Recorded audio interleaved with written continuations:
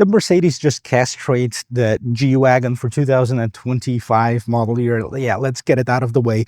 They changed something that made the G-Wagon a G-Wagon. In many people's opinion, including myself, they took away a V8 from the G550. Otherwise, they made some nice changes. And today I'm back here at Mercedes-Benz in Bonita Springs, and we're going to take a complete tour of this vehicle. We're going to check it out from the exterior, see what's changed here. Take a look at the new powertrain. Of course, take a walk around, see the technology on the interior, which has greatly improved, and take it for a spin at the end of this video. So if you like watching videos like this, don't forget to check out the rest of my channel, hit that like and subscribe button. Now let's get back to this.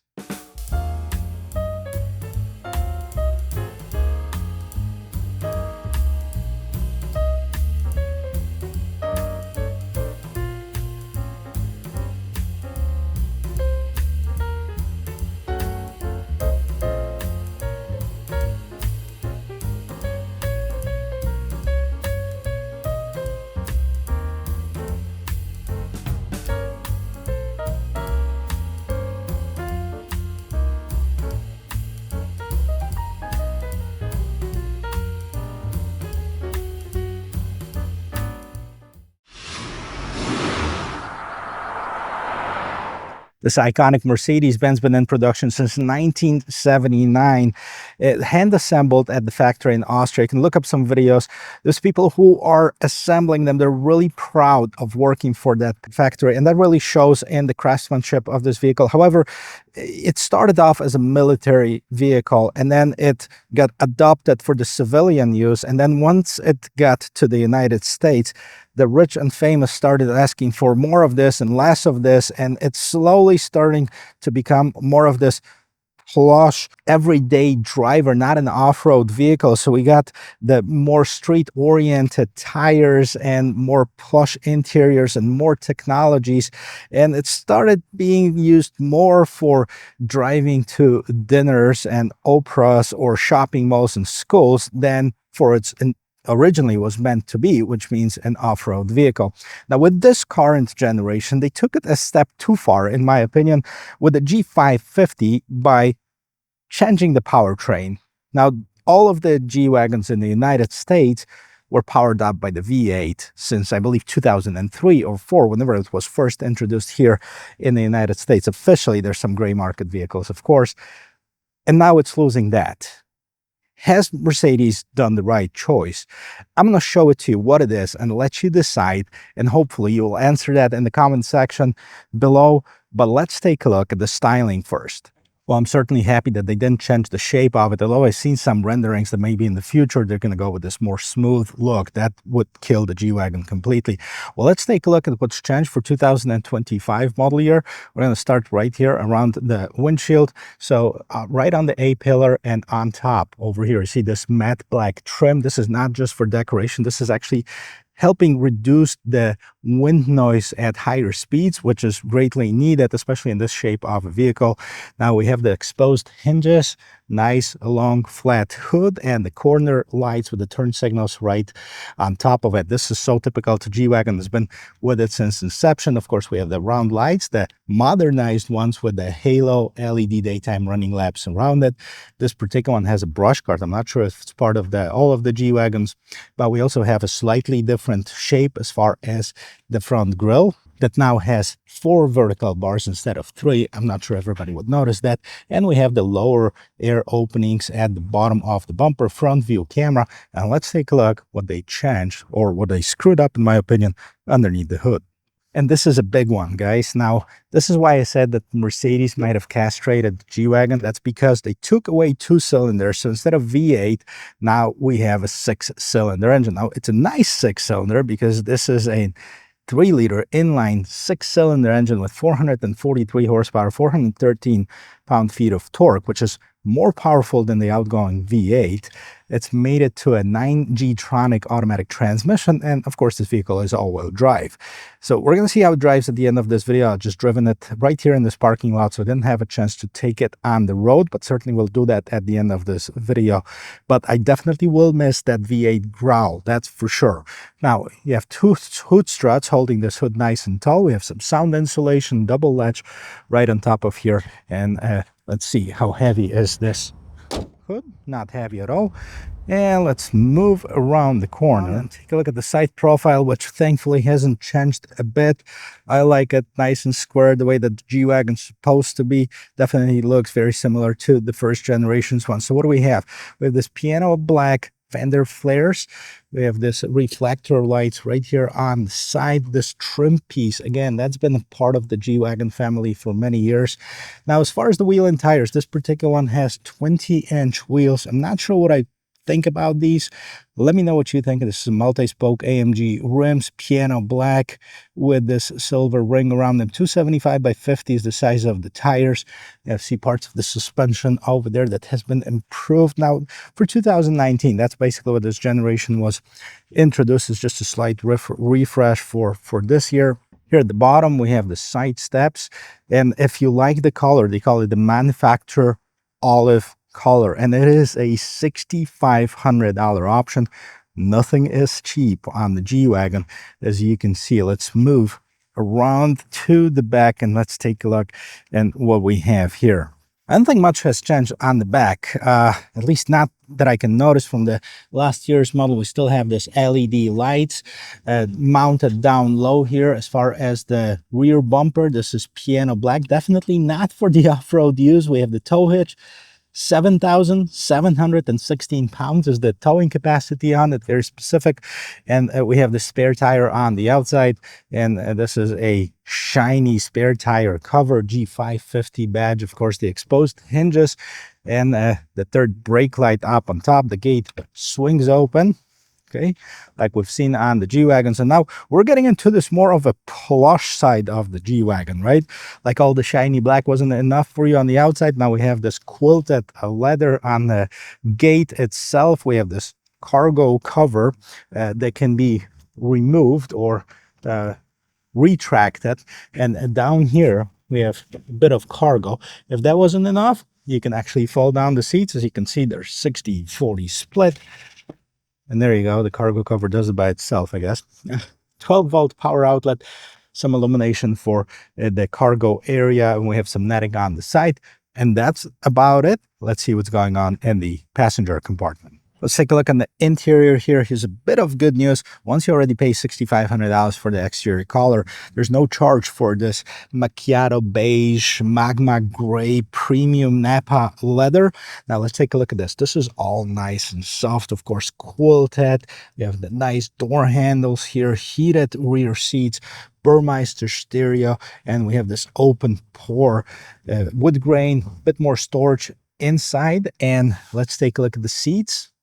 Typical Mercedes-Benz seats, nicely dressed with this quilted leather. Of course, in the middle, we have the console that opens up. Up on top, we have this Burmeister 360 stereo, vents for the back passengers, controls for the climate control down here at the bottom, 12-volt power outlet, 2 USB Type-C ports, and some seat back storage in the back here. Now, it doesn't seem like there's a ton of room with the seat adjusted to my regular driving position. Let me jump inside and see if I can even fit in here. And certainly there is some utilitarian design to this vehicle. There's not much opening to get in as on some of the other more plush, like a GLS series Mercedes. Let's see if I can fit in here. All right. Well, it's tight, but I'll manage for sure. I can definitely move the seat maybe another half an inch and be more comfortable in here. I'm almost 6 feet tall, 5'11". I can fit behind the driver that's the same height without touching my knees to the back of the seat. Now, I'd like this move just a little bit so I'm not feeling claustrophobic or anything like this. Plenty of headroom, though. I have about 4 or 5 inches of headroom. One thing I didn't mention, the vents are actually also on the pillars, that so you not only have it right in the middle but also on the pillars to make you feel more comfortable. Plenty of shoulder room as well. You have some illumination, grab handle.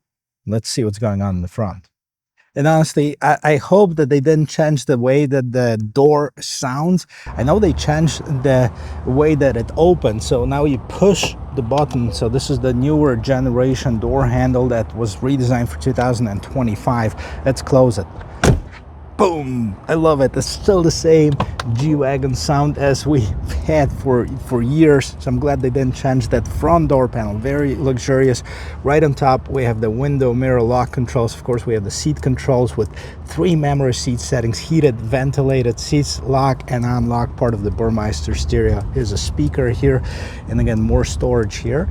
Now, if you didn't know what you're driving, it's a Mercedes-Benz G right on the side, and here is the seat right here, nicely bolstered. These have the active bolster, so when you turn, it actually holds you in place even more. On the left hand side of the steering wheel, we have the light controls, the dimmer and electronic parking brake. And of course, we have the heated steering wheel right here. Now this is tilt and telescoping, so you can adjust it to your desired position. Let me take it out of sun, take it inside, and show you the rest of this interior. Right, so let's listen to the sound of the closing door from the inside. Boom, typical G-Wagon. Let's hear something. Lock and unlock, so typical, so utilitarian. Love it. Most people that own G-Wagon, I don't know, I would love this sound, really. Now let's start it up and let's hear how she sounds.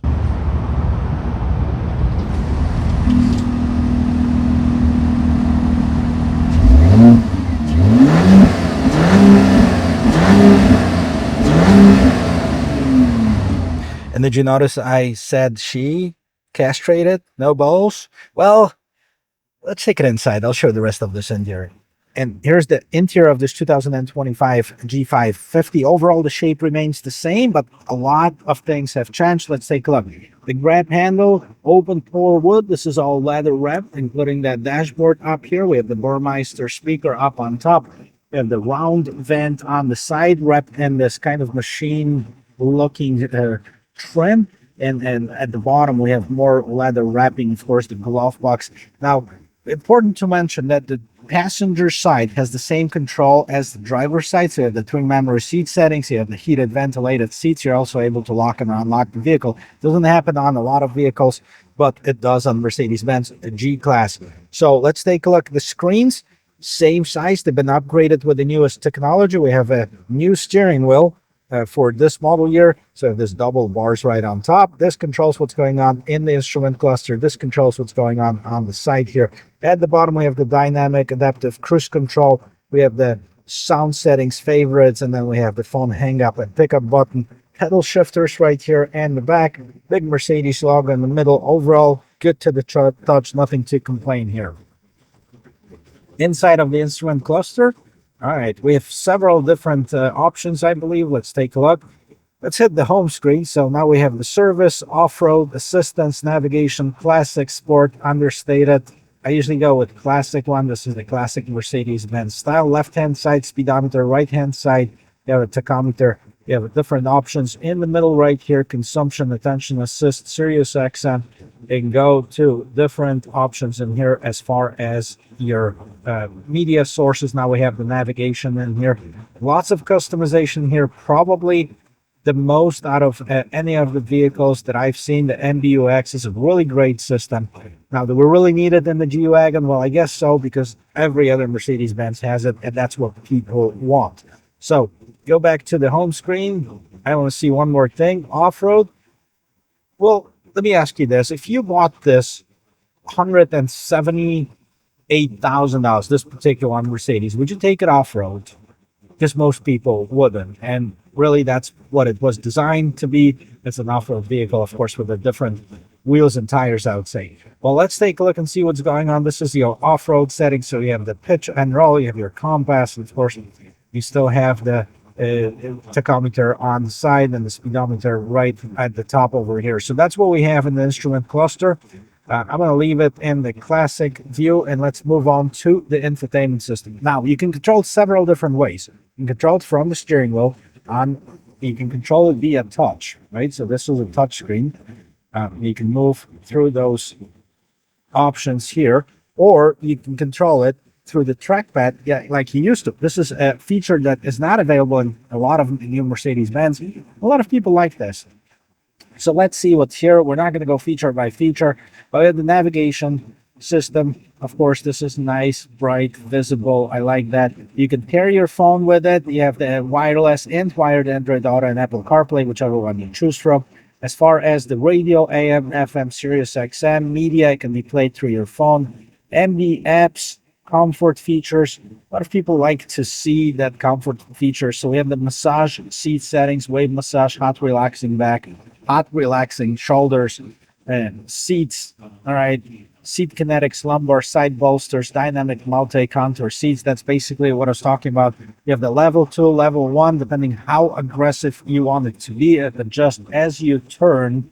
Ambient light, we have different colors. Mercedes has 64 different colors to choose from. The ambient light is actually going through. I'm not sure if you're going to be able to see that here, although that's why I took it inside. But let's see the brightness of it. Make sure that the brightness is all the way up. Okay, now you can see it. Now we have the blue lights, and that's, in front and the back of this vehicle, multi-zones. We have different colors. I think the red one's going to be showing nicely through here as well. This is kind of the orange one, pink one. Yeah, I mean, pink one really fits this vehicle now. Okay, we can also have the multicolor display. I'm sorry, I'm being sarcastic, but I've been a fan of G-Wagon for a long, long time. And I think the V8 was an integral part of it, especially here in the United States. So that's why I'm kind of disappointed. Although there's some good news, though. I'm going to tell you that what they are in just a little bit. But let's continue with this instrument cluster. So we have the off-road settings. Okay, again, I don't think many people are going to use it. Now we're on the 3rd floor, so it's 49 feet above sea level. The suspension, you have the multiple suspension settings in here, and you can see the engine data, position right now, where we at in Naples, Florida, tire temperature, tire pressure. As far as the drive, again, we can see the position, tire temperature. So you can really customize it. Downhill assist, basically, you can set it up for a certain speed, I believe, and that's going to basically take you downhill safely. And now here is your camera. Now this is that transparent hood camera, I believe. Let's see if I can pull up forward a little bit to show you kind of what it does. So basically what it does, it records the surroundings underneath the vehicle, and then it displays it here once you start rolling. So that is an important feature, especially if you're doing some off-roading like most people want on this vehicle. But that's a pretty cool screen to have. Settings as far as the vehicle, driving, collision avoidance, assistance, camera, back to vehicle settings, light system info. I really like this system. I think it's a very comprehensive system, probably the best out of all of the new infotainment systems that I've seen. And let's take a look at one more thing. Let's put it in reverse. Let's take a look at this rear view camera. Very nice and vivid display. Kind of wish it was a little bit bigger maybe. And then you can touch these icons and see where the cameras are pointing to. There's that front view camera, rear view camera. Now we can do the 3D camera. Kind of, we're inside of this parking structure. And I'm not sure we can move it. Yeah, we can move it.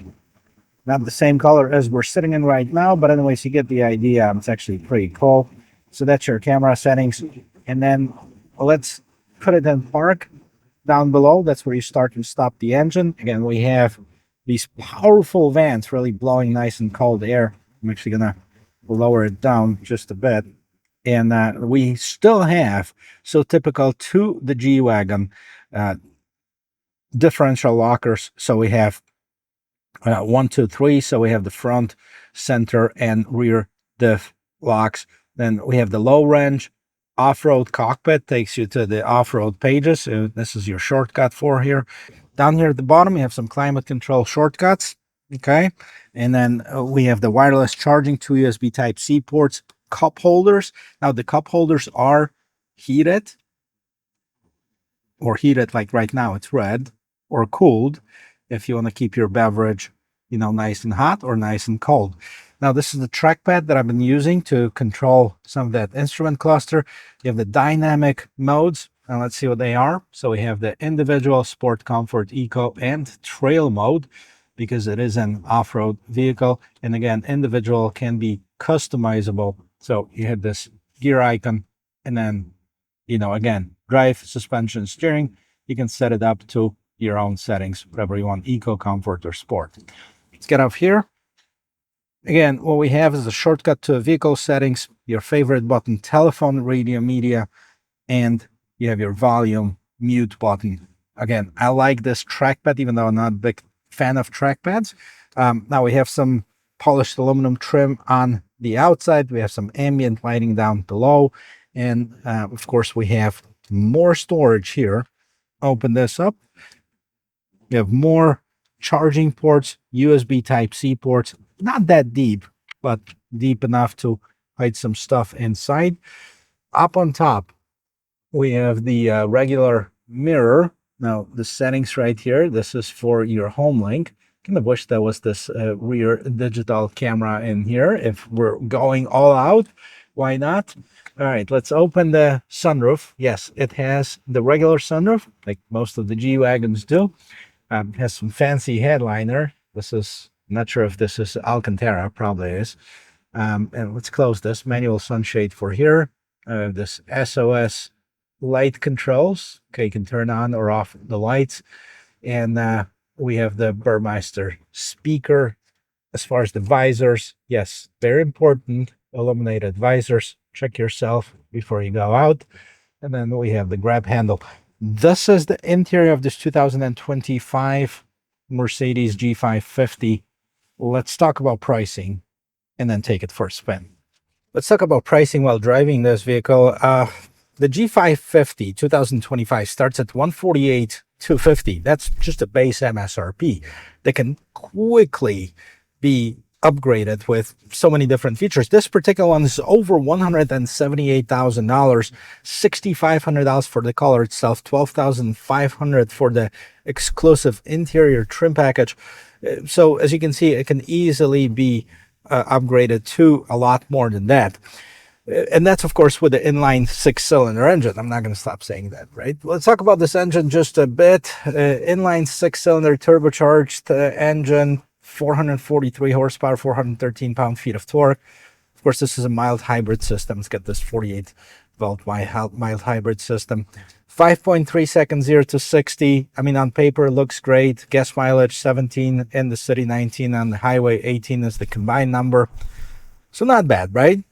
We're going to see how that drives. But let's talk about another engine option that is available for the G-Wagon. And that, of course, is the powerful AMG V8, the 4-liter bi-turbo V8 with 577 horsepower and 620 pound-feet of torque. Now, that vehicle can go 0 to 60 in 4.1 seconds, and I'm sure it sounds much better than this one.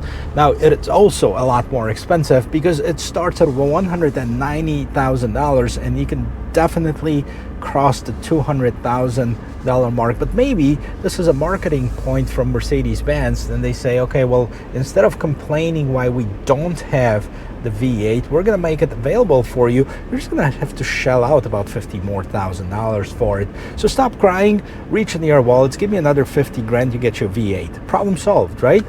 Well, it's going to be further and further away for some of us that are striving to maybe buy a G-Wagon, but maybe, you know, on the used market. Although, now that I think about it, the V8s, this might just increase the resale value on the previous generation's G550s. I don't know. What do you think? Anyways, let's turn this vehicle around and see the turning radius. 1, 2, 3, 4 and 3/4, almost 5 parking spaces. Definitely not as nimble as a C-Class. Now, this technically, underneath all of this, it's still a utilitarian vehicle. This is still a very capable vehicle that if you change the wheels and tires of it, you can easily take it off-road and, you know, be very surprised of what it can do.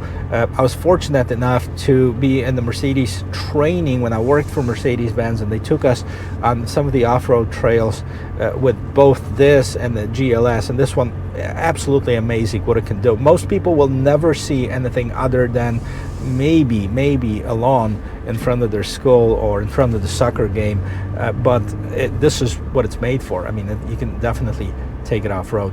With this being said, maybe this is a marketing trick from Mercedes-Benz to make you buy more G63s than the G550s. I think also a big push is coming from the EPA, which smaller displacements, less pollution.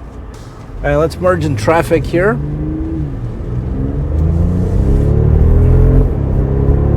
Drives very nice, very smooth. Okay, I can start hearing a little bit of that wind noise.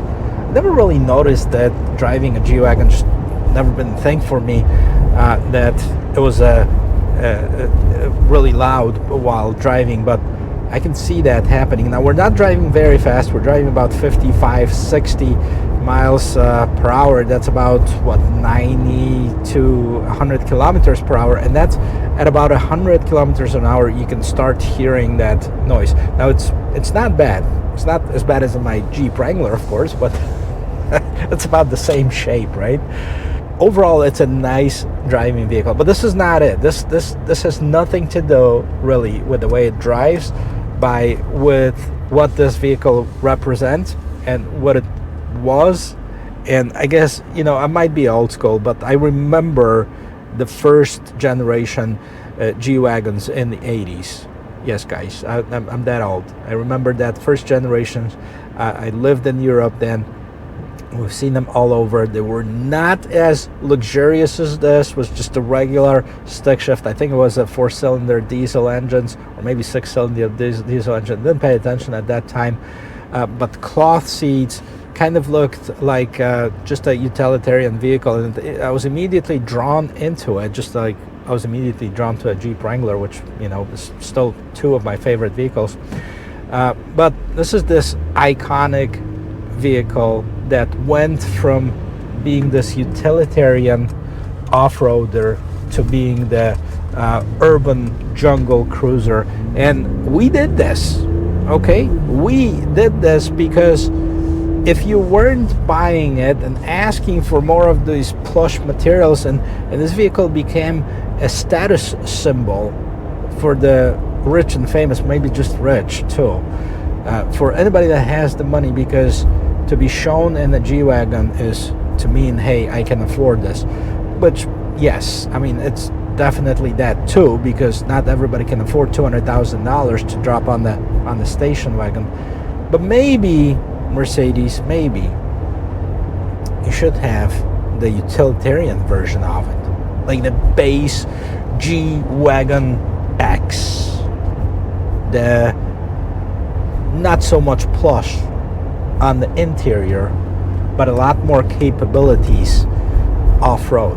I wonder if there would be any market for it. Would you buy one if Mercedes did that? I know they have this off-road package, but it's still got all of this stuff, and it's still going to be, you know, close to $200,000, of course. But if they reduce the price to maybe, I don't know, 110, and have this utilitarian G-Wagon, do you think it would be popular as well, or not so much? Well, let me know, guys.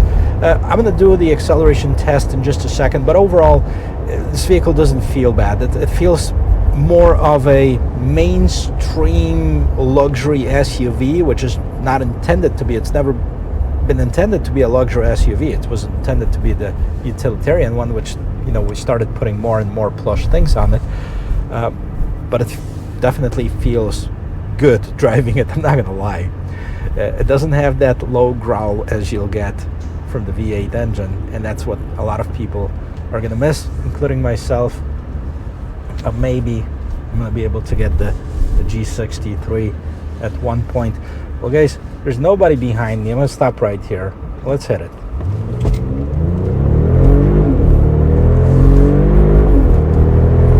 It's easy to get 0 to 60. It doesn't have that sound though.